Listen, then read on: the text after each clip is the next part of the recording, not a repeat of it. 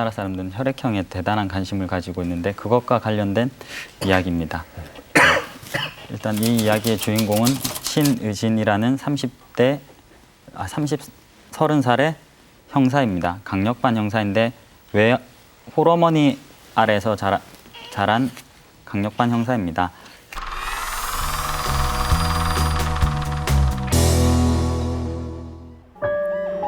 살인사건이 발생했다는 호출을 받고 달려간 곳은 신축 아파트 공사 현장. 강력반 5년차 신의진 형사는 난생 처음 보는 광경에 경악을 금치 못했다. 범인은 사체를 토막내는 것도 모자라 천장에 매달아둔 것이다. 경찰은 범인에 대한 단서를 찾고자 일대를 샅샅이 뒤졌지만 찾을 수 없었다. 그러던 중 피살자의 신원이 파악됐다. 그는 20년간의 뛰어난 인명구조 능력으로 대통령 표창까지 받은 119 구조대원이었다. 특이하게도 피해자의 신체 일부 중 아래턱은 끝내 발견되지 않았다. 사건이 여기에서 멈추지 않을 거란 직감이 든 의진. 아무도 지원하지 않는 엽기적인 살인사건을 막겠다고 나섰다. 사건이 어려운 만큼 승진도 떼어놓은 당상이란 생각이 들었기 때문이다. 얼마 지나지 않아 두 번째 사건이 발생했다. 이번엔 도난당한 헌혈버스 안. 사인은 과다 출혈. 목에는 첫 번째 피살자의 턱으로 찍힌 상처가 있었다. 그는 적십자에서 표창까지 받은 헌혈 왕이었다. 숨 돌릴 틈도 없이 발생한 세 번째 사건. 이번에도 역시 사인은 과다 출혈. 범행 수법도 동일했다. 목에 난 상처까지 확인한 의진. 그러나 범인이 원하는 것이 무엇인지 갈피를 잡을 수 없었다. 피해자는 평소 낙태 반대 운동으로 유명한 산부인과 여의사였다. 바로 그때 피해자가 성폭행을 당한 것 같습니다. DNA 감시 결과를 바탕으로 유력한 용의자를 잡아들인 의진. 이제야 좀 실마리가 풀려가는 것 같았다. 용의자의 자백만이 남은 상황.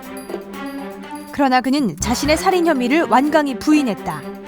게다가 여의사 사망 추정 시간의 알리바이도 완벽했다. 경찰을 못 믿겠다 이래서 법의학자가 파견 나오게 됩니다. 법의학자가 파견 나오게 돼서 법의학자가 파견 나오는데 신의진은 반대를 합니다.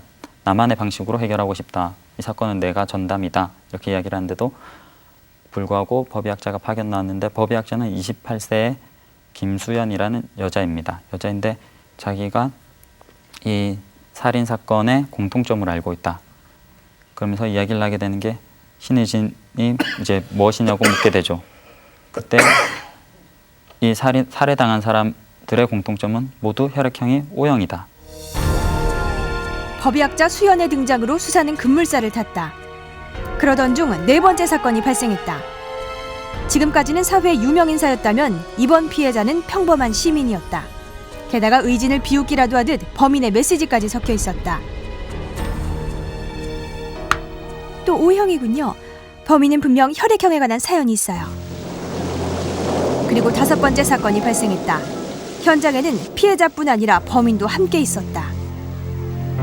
범인은 긴급 수혈 장치를 사용하다 혈액 응고로 사망한 상태였다. 자신의 소심함이 혈액형 때문이라 생각한 범인. 수혈을 통해 O형이 되고 싶었던 것이다. 한 젊은이의 망상으로 벌어진 연쇄 살인은 이렇게 끝이 났다. 얼마 후 의진과 수연은 자축 파티를 하기 위해 둘만의 여행을 떠났다. 함께 사건을 수사하며 동료의 이상의 감정이 싹튼 것이다. 수연에게 질문을 합니다. 혹시 혈액형이 바뀌는 것에 대해서 알고 있냐고. 그때 수연이 이제 이야기를 하죠. 수연이 알고 있는 것은 골수 이식을 했을 때 골수 이식을 받으면 간혹 혈액형이 바뀌는 경우가 있다. 이렇게 이야기를 합니다. 그때 의진이 또 이야기를 하죠. 그거 말고도 다른 이야기가 있다고. 그러면서 자신의 이야기를 들려줍니다. 혈액형 검사에서 A형이 나온 의진. 그런데 누가 뭐래도 넌 O형이야. 알겠니? 아버지가 달래주기는 했지만 의진은 곧 알게 됐다. 부모님에게선 자신의 혈액형이 나올 수 없음을. 아버지의 아들이고 싶었던 의진. 그때부터 자신을 O형이라 믿기 시작했다. 얼마 후 교통사고를 당하게 된 의진의 가족. 그로 인해 의진의 아버지는 중상을 입게 된다. 급하게 병원으로 후송했지만 과다 출혈로 인해 수혈이 필요한 상황이었다. 혹시 가족 중에 O형은 없습니까?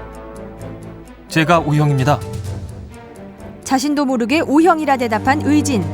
결국 의진의 수혈로 인해 아버지는 사망했다. 사건은 어머니와 자신들의 잘못을 덮고 싶은 구급대원의 이해관계로 영원히 묻혀버렸다.